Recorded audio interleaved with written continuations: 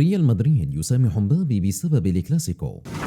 أهلا ومرحبا بكم متابعي قناة سكرين سبورت. قبل أن نبدأ نشرتنا نرجو منكم الاشتراك بالقناة والإعجاب بالفيديو وتفعيل زر الجرس حتى تصلكم أخبار كرة القدم أولا بأول.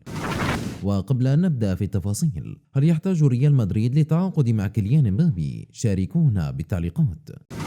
نشر الصحفي الإسباني الشهير مونديو دولفين تقريرا في صحيفة ماركا يسلط فيه الضوء على الوضع الصعب الذي وصل إليه ريال مدريد في الوقت الراهن بعد أن فشل في منافسة برشلونة بنهائي كأس السوبر الإسباني وتلقى هزيمة قاسية على ملعب الملك فهد الدولي في العاصمة السعودية الرياض. ريال مدريد الذي حقق لقب الدوري الإسباني ودوري أبطال أوروبا قبل بضعة أشهر فقط يجد نفسه عاجزا عن تحقيق الانتصارات في الآونة الأخيرة سواء قبل كأس العالم 2022 أو حتى بعده، وأصبح من الواضح أن الفريق تحت قيادة كارلو أنشيلوتي يعاني من مشاكل عديدة، بعض هذه المشاكل متعلقة بانخفاض جودة اللاعبين في مراكز محددة. وأوضح مونديو دولفين أن ريال مدريد حاول إظهار عدم تأثيره بصفعة كيليان مبابي في الصيف الماضي، وردد دائما أن الفريق ليس بحاجة لأي لاعب لأنه بطل إسبانيا وأوروبا، لكن الوضع الآن بات مختلفا تماما لأن التفاخر بالفوز بدوري أبطال أوروبا والليغا وإن كان إنجازا استثنائيا إلا أنه لن يساعد الفريق بتاتا على الفوز في المباريات هذا الموسم.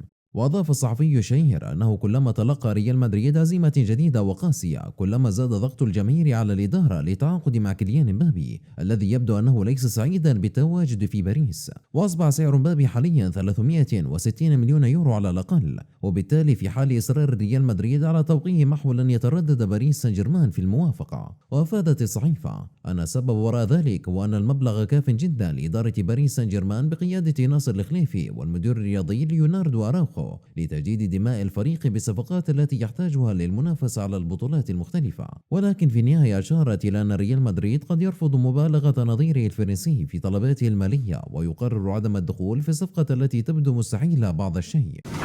متابعينا الكرام، شكرا لكم على حسن المشاهدة، ولا تنسوا الاشتراك بالقناة والإعجاب بالفيديو وتفعيل زر الجرس فضلا وليس أمرا.